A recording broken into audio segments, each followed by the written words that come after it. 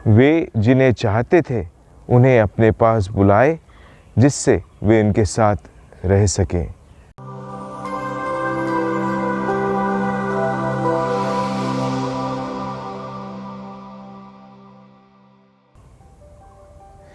क्रिस्त में मेरे प्रिय भाइयों और बहनों, एक लीडर होना बड़े सौभाग्य की बात है, क्योंकि एक लीडर या नेतृत्व करने वाला या अनुप्राणदाता ही एक ऐसा व्यक्ति है जो पूरी टीम या पूरे गुट को आगे ले चलता है।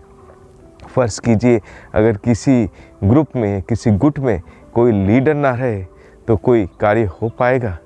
एक कहावत हिंदी में ऐसी कही जाती है, सबका काम किसी का काम नहीं। ऐसे में नेतृत्व करने वाले और लीडर्स या अनुप्राणदाताओं की काफ़ी ज़रूरत होती है। अगर हम सामान्य जीवन की बात करें तो सामान्य जीवन में भी ये उदाहरण हम पाते हैं। हम लोग सब ट्रेन में या रेलगाड़ी में सफ़र किए हैं। रेलगाड़ी चलने के लिए इंजन की ज़रूरत होती है। अगर इंजन ही ना रहे तो डब्बे अपने आप से नहीं चल सकते। रेलवे में इंजन की ज़रूरत होती है। और उसके साथ साथ अगर हम और अन्य सामान्य जीवन के उदाहरण लेंगे तो हर एक जगह एक ऐसा व्यक्ति होता है जो पहला कदम आगे रखता है और बाकी सारे उसके पीछे हो चलते हैं। मेरे प्रिय भाई बहनों, आज के सुसमाचार में भी कुछ ऐसा ही वर्णन हम सुनते हैं। वचन में शुरुआत में मैंने कहा कि वे जिसे चाहते थे वे उसे बुलाते हैं और जिससे वे उनके साथ रह सके। कहने का मतलब यह है कि प्रभु यीशु ख्रिस्त भी जब संसार में आए, उन्होंने अपनी पिता की इच्छा को पूरी करना चाहा।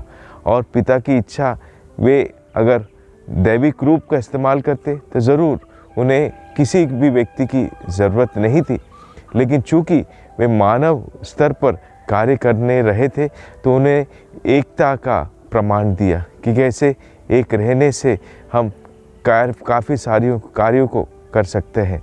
एक हिंदी में कहावत ऐसी भी कहा जाती है, एकता में बल है। तो जब हम एक होकर कार्य को करते हैं, वही कार्य सफलतापूर्वक पूरा होता है। तो ऐसे में प्रभु ने भी चाहा कि अपना मिशन कार्य शुरू करने के पहले क्यों ना 12 शिष्यों का चयन करे, जो सदा उनके साथ रहे, उनकी बातें सुने, उनसे सीखें और वे आगे जाकर नेतृत्व करने वाले या अनुप्राणदाता बने या लीडर्स बने, जिससे वे ईश्वर के वचन या प्रभु के राज्य की स्थापना में अपना पूरा योगदान दे सके। और ऐसा ही हुआ। 40 दिनों की कड़ी तपस्या और प्रार्थना के बाद जब यीशु अपने मिशन कार्य को शुरुआत करने के लिए शुरू करते हैं तो सबसे पहले शिष्यों का चयन करते हैं। इन शिष्यों को चुनते हैं ताकि ये शिष्य आगे चलकर ईश्वर के कार्यों को या ईश्वर के राज्य की स्थापना में अपना योगदान दें। ऐसा नहीं है कि प्रभु यीशु ख्रिस्त अकेले ये कार्य नहीं कर सकते थे, लेकिन वो एक सामुदायिक कार्य का महत्व लोगों को समझाना चाहते थे, सिखाना चाहते थे कि कार्य एक जन से तो हो सकता है, लेकिन जब सब मिलकर वो कार्य करते हैं तो उसका फल और अधिक लाभप्रद होता है। तो इसलिए मेरे प्रिय भाई बहनों, हमारा जो धार्मिक जीवन है वो एक सामुदायिक जीवन है। समुदाय में हम सब मिलते हैं। इसलिए मत्ती का सुसमाचार अध्याय 18 पद संख्या 20 में प्रभु का वचन कहता है, जहाँ 2 या 3 जन मेरे नाम से एकत्र होते हैं, मैं उनके बीच में उपस्थित होता हूँ। तो मेरे प्रिय भाइयों और बहनों, हम सबों को ईश्वर ने चुना है, एक सुंदर और सुनहरा जीवन क्रिस्ती होने का दिया है और एक सुंदर नाम भी दिया है, क्रिस्त, जो यीशु क्रिस्त के नाम के बाद आता है। तो क्या हम इस नाम की वैभव और गरिमा को बनाए नहीं रखना चाहिए? उसे आगे बढ़ाना या ऊंचा उठाना नहीं चाहिए? तो इसलिए हम सबों से कहा गया है कि क्रिस्ती होना एक सौभाग्य नहीं है, क्रिस्त होना हमारे लिए एक सौभाग्य नहीं है, लेकिन क्रिस्त होकर एक नेतृत्व करने वाले बनना या अनुप्राणदाता बनना, लीडर बनना हमारा बुलावा है, हर किसी का बुलावा है। और इसलिए हर एक बपतिस्मा प्राप्त व्यक्ति ईश्वर के राज्य के कार्य करने के लिए बुलाया गया है। तो हम व्यर्थ ही अपने नाम को बेकार ना होने दें, जो सुंदर नाम ईश्वर ने हमें दिया है, क्रिस्त होने का गौरव जो दिया है, उस कार्य के अनुरूप हमको कार्य भी करना है कि हमें केवल नाम के क्रिस्ती नहीं बनना है, काम के क्रिस्ती बनना है। ये बहुत ज़रूरी है। इसलिए याकूब का पत्र अध्याय 1 पद के 21 में वचन कहता है, तुम मुझे अपना विश्वास दिखाओ और मैं तुम्हें अपने कार्यों द्वारा अपना विश्वास दिखाऊंगा। हाँ मेरे प्रिय भाई बहनों, प्रभु ने हमारा दिल देखकर, हमारा हृदय देखकर हमें चुना है।